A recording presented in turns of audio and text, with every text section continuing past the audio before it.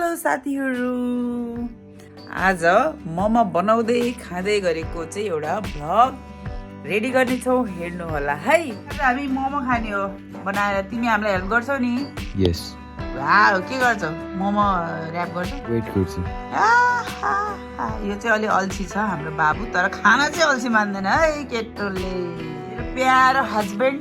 मोमो भन्ने बित्तिकै के याद आउँछ? मोमो भन्ने बित्तिकै मोमोको याद आउँछ। Good answer. भन्ने बित्तिकै नेपालमा चट्ट रेस्टुरेन्टमा बसेर होइन ज्याममा झोलसँग खाएको याद आउँछ। सो म चाहिँ झोल मोमो बनाउन गइरहेको छु। Stay tune. Boom boom boom. पहिलो काम हुँदैछ यहाँ। प्याज, बन्दा अनि लसुन अदरक कोलोराडो भन्ने एरिया छ। तिमी पनि प्याज काट्नु। तिमीलाई चाहिँ के असर परेन?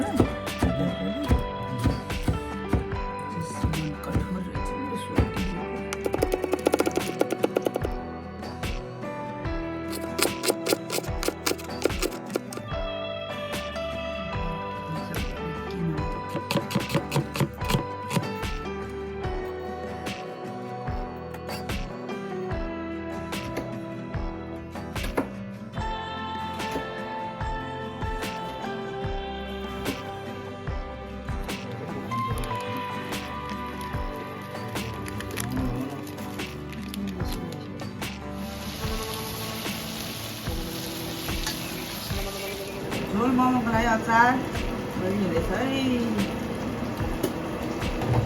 मैले चाहिँ यसरी झोल मोमो बनाउनको लागि चाहिँ तेलमा लसुन अदुवा पुऱ्याएपछि सोयाबिन छुट्टै यसरी साइडमा अनि प्याज यसरी छुट्टै अनि सबै मसला सुसला राखिसकेपछि टक्क लगाएर गोलमा राखिदिन्छु। अनि एक दुईचोटि चलाइसकेपछि त्यसलाई चाहिँ मजासित ग्राइन्ड गरेर झुल झोल रेडी बनाउँछु। मोमोको झोलका लागि यो चाहिँ खसीको खुट्टा हड्डी सिम्पल तरिकाले बनाउँछौँ हामीले। अलिकति बेसार हाल्छौँ, अलिकति तरकारीको मसला, अलिकति मिट मसला, त्यहाँबाट यसलाई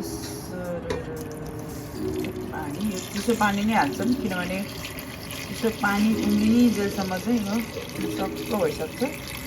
टक्क स्टिममा मोमो खोल्ने।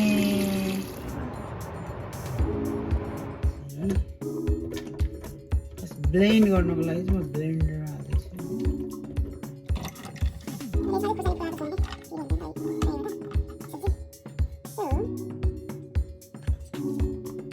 मजाले हालिन्न खुर्सानी, उसको खुर्सानीको हामीसँग चटनी पनि छ होइन। सो पुरै नहालौँ, छोरालाई पनि गाह्रो होला। त्यसपछि यसपालि चाहिँ मैले पुदिना एड गर्दैछु। यो चाहिँ गुड फर हेल्थ। अनि छोराले मोमो खाने भएको भएर अचार मजाले खान्छ क्या मोमोमा। सो यसरी यो बुद्धि पुऱ्याउँदैछु कि उसले पुदिनाको पनि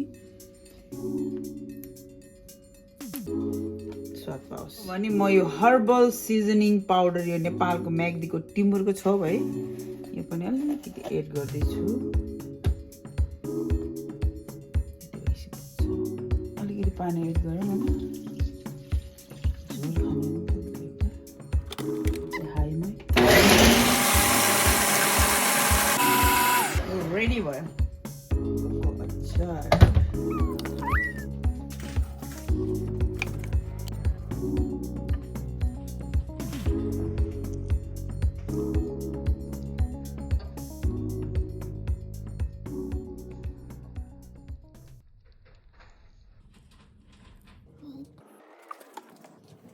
सुप रेडी हुनेछ।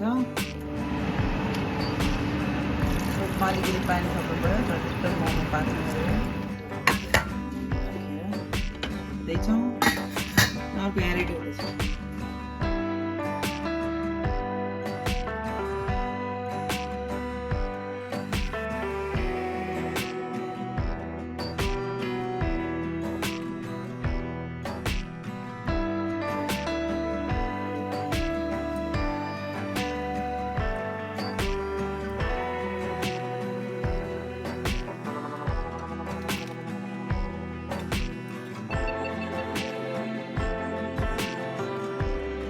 बढी भयो, पिठो सक्यो।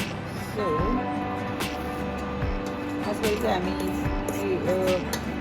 ऱ्यापर चाहिँ यङ मार्केटबाट ल्याउँछौँ चाइनिज हो होइन सक्यो अब यस्तो झरीमा जाने कुरो होइन यस्तो हो मैले चाहिँ यो किटो डाइटमा चाहिँ धेरैजना साथीहरूले चाहिँ मोमोको किमालाई चाहिँ बन्दामा राखेर खानुहुन्छ कि सो मैले पनि केही चाहिँ ट्राई गरिरहेको छु मिठो भयो भने नेक्स्ट टाइमबाट यस्तै बनाउनु सक्छ है यसलाई चाहिँ यसरी ब्याट गऱ्यो होइन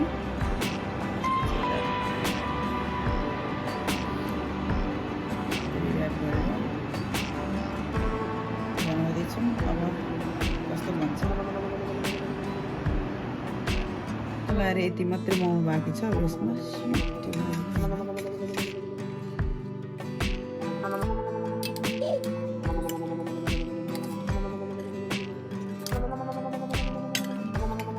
एक्सपेरिमेन्ट भनेको चाहिँ चाहिँदो रहेछ है साथीहरू कस्तो बन्छ हेरौँ है त है झोल मोमो त्यसपछि सुप आज त मौसमलाई च्यालेन्ज गर्दैछौँ है हामीले मौसमलाई नट अ जोक होइन त्यसोले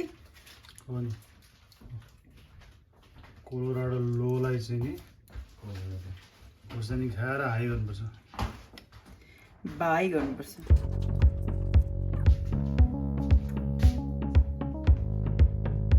मोमोसँग हामी खाँदैछौँ सुप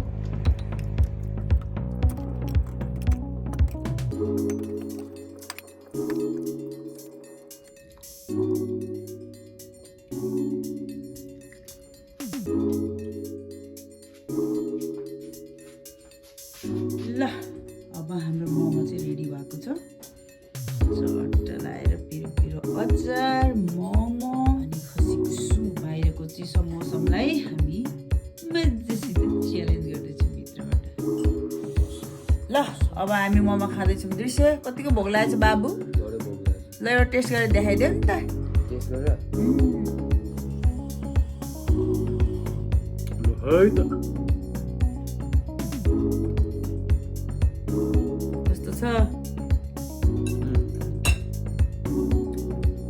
अब सुप पनि चाखेर हेरिदिउँ न कतिको लागेको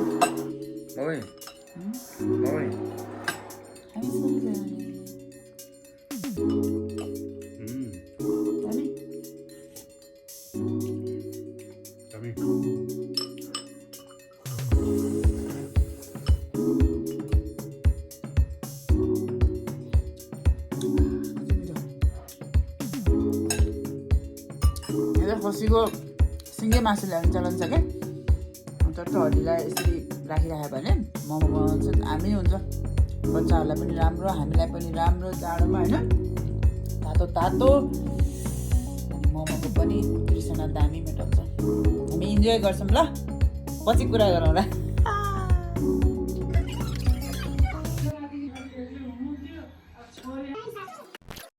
है क्याबेज मोमो पनि पाकेको छ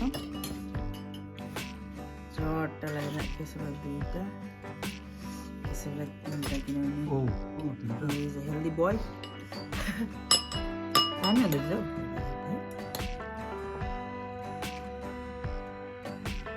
क्याबेज मोमो